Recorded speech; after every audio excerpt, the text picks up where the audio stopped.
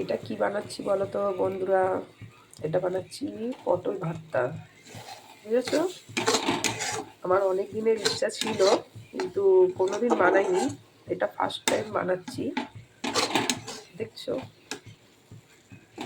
কিন্তু ভালোই হবে খেতে। এর মধ্যে কী কী দিয়েছি বলো তো? পেঁয়াজ বাটা, রসুন বাটা, শুকনো লঙ্কা বাটা, কাঁচা লঙ্কা বাটা। প্রথমে কড়াতে তেল দিয়েছি, তেল দিয়ে কালো জিরে দিয়েছি। কালো জিরে তেল দিয়ে তারপর বাটাগুলো দিয়েছি, পেঁয়াজ, শুকনো লঙ্কা, রসুন বাটা, কাঁচা লঙ্কা বাটা সব দিয়েছি। দিয়ে ওইগুলো ভাজা ভাজা হয়েছে। তারপর তারপর হচ্ছে পটল সিদ্ধ করে মিক্সারে পেস্ট করে জলটা ছেঁকে তারপর দিয়েছি। এটা পটল বাটা, ঠিক আছে? দেখো কালারটা খুব সুন্দর এসছে, কালারটা খুব সুন্দর এসছে। নিশ্চয়ই খেতেও সেরকম সুন্দরই হবে। যে ঝাল ঝাল করেছি, 5-6টা কাঁচা লঙ্কা দিয়েছি, 5-6টা শুকনো লঙ্কা দিয়েছি।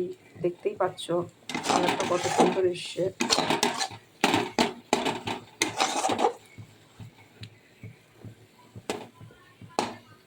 তোমরাও যদি কোনোদিন পটল আনো, এইভাবে বানিয়ে খেয়ে দেখো কেমন লাগে।